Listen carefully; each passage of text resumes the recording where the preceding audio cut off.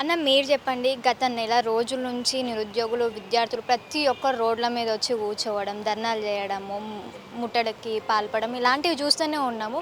కనీసం గవర్నమెంట్ నుంచి వాళ్ళకేమన్నా కాల్స్ రావడం గానీ, వాళ్ళతో మాట్లాడడం గానీ, లేదంటే ఎవరైనా అధికారులు వచ్చి వాళ్ళని మీ సమస్యలేంది అని తెలుసుకోవడం ఇప్పటివరకు ఏమైనా జరిగినాయా అన్న? నా పేరు రామ్మూర్తి గౌడ్, బీసీ విద్యార్థి యోజన సంఘం రాష్ట్ర అధ్యక్షుడు. ఇప్పుడు మీరు అడిగిన ప్రశ్నకు సమాధానం ఏంటంటే, కాల్స్ రావాలంటే వాళ్ళకి నిజంగా ఉద్యోగాలు భర్తీ చేయాలి, జాబ్ క్యాలెండర్ని విడుదల చేయాలి. రాష్ట్రంలో ఉన్న 2 లక్షల ఉద్యోగాలు ఏవైతున్నాయో ఏ శాఖల ఏవేవి ఖాళీలు ఉన్నాయంటే యుద్ధ ప్రతిపాదికన వాళ్ళకు సర్వే చేసి వేయాలనుకుంటే వేస్తారు. కానీ వాళ్ళు వచ్చిందే అధికారంలోకి వచ్చిందే దొంగ మాటలు చెప్పి వాళ్ళు చేసింది ఇప్పటివరకు ఇచ్చిన ఉద్యోగాలు లేదని ఉంటే వాళ్ళు స్వతహాగా జాబ్ క్యాలెండర్ విడుదల చేసి ఇచ్చిన ఉద్యోగాలు కావు. గడిచిన ప్రభుత్వం ఏదైతే టీఆర్ఎస్ పార్టీ ఉందో వాళ్ళు ఇచ్చిన నోటిఫికేషన్ని వీళ్ళు రిజల్ట్స్ మాత్రం అనౌన్స్మెంట్ చేశారు. ఈ రోజు వరకు ఏ ఒక్క ఉద్యోగం కూడా ఇవ్వలేదు. ఇక రెండవది ఏంటంటే, ఆ రోజు ఎవరైతే ఇదే ఉద్యోగాల భర్తీ కోసం కొట్లాడిన దొంగలు అవుతున్నారో ఆ దొంగలందరికీ ఆ రోజు గడిచిన ప్రభుత్వానికి ఎవరెవరైతే విద్యార్థుల తరపున, యూనివర్సిటీ తరపున, ఉద్యోగాల తరపున పోరాటం చేసిన వాళ్ళందరూ పిలిచి ఏం చేశారంటే వాళ్ళకు ఉద్యోగాలు ఇచ్చారు. ఏం ఉద్యోగాలు ఇచ్చారు?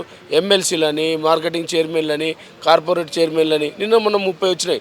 దాంట్లో కూడా ఉన్నారు ఏదైతే ఎన్ఎస్ఐ నాయకులు ఒక 5-6 ఉన్నారు.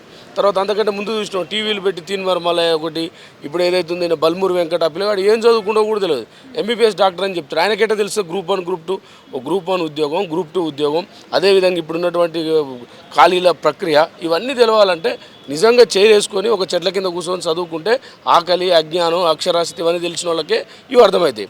ఉట్టే కార్పొరేట్ స్థాయిలో ఉండి నువ్వేదో అగ్రవర్ణాలలో నుంచి వచ్చి ఇలా నిరుద్యోగులను దొంగలనుడు, అమ్మాయిలు మాట్లాడుతుంటే ఎవరో నిన్ను ధర్నా చేస్తుంటే కూడా బల్మూరు వెంకట్ వీళ్ళు బౌన్సర్లో పెట్టుకొని వాళ్ళ మీదకి దాడులు చెప్పి దానికి పోవడు ఏంది ఇదంతా? అసలు మీరు నిరుద్యోగులు అవుతారా?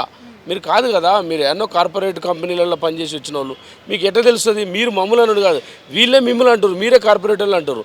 ఇదే తీన్మార్ మల్లయ్యను చూసినాం మనం ఎన్నోసార్లు మీడియాలో అందరిని తీసుకొచ్చి ఉద్యోగాల ప్రక్రియ లేదు, కానిస్టేబుల్లో అన్యాయం జరిగింది, ఎస్ఐలలో అన్యాయం జరిగింది అన్నాడు.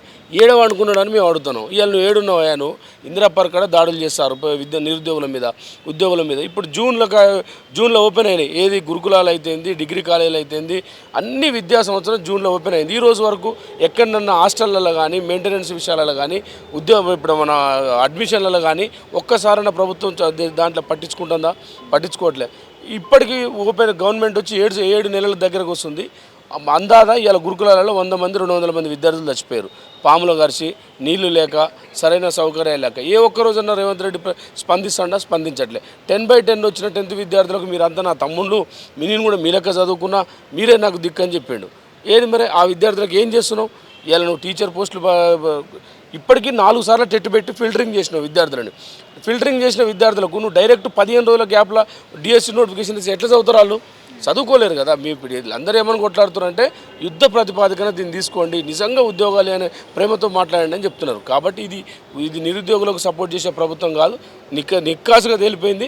తెలంగాణ ప్రజలైతేనేంది, తెలంగాణ నిరుద్యోగులు అయితేంది, తెలంగాణ యువకులు అయితేంది మనం గమనించాలి. ఇవాళ టీఆర్ఎస్ గవర్నమెంట్ ఉన్నప్పుడు ఎన్నో ఇవాళ నిరుద్యోగులం కాదు, వాస్తవంగా తెల్లోడు పోయి నల్లోడు వచ్చింది అన్నట్టుగా ఆ ప్రభుత్వమే బెస్ట్ అనిపిస్తుంది. ఎందుకంటే ఏ ఒక్కరోజు కూడా మా మీద దాడులు చేయలే, ఏ ఒక్కరోజు కూడా ఎవరిని కూడా తెలంగాణ ప్రభుత్వం కొట్టియలే. తెలంగాణ ప్రభుత్వమే వాస్తవంగా ప్రజలకు న్యాయం జరిగింది. తెలంగాణ ప్రభుత్వం ఉన్నప్పుడే రైతులకు న్యాయం జరిగింది. ఇది కాంగ్రెస్ ప్రభుత్వం వచ్చిన 7 నెలలకే దీని యొక్క స్థితిగతులు, గుణాలు మొత్తం బయటపడ్డాయి. 100% రియలైజేషన్ అవుతున్నాం. నిరుద్యోగులకు కనుక యుద్ధ ప్రతిపాదికన 2 లక్షల ఉద్యోగాల భర్తీ కనుక చేయకపోతే నీ ఉప ఎన్నికలు వచ్చినా కూడా పెద్ద ఆశ్చర్యం లేదు అనేది నేను చెప్తా ఉన్నాం మేము.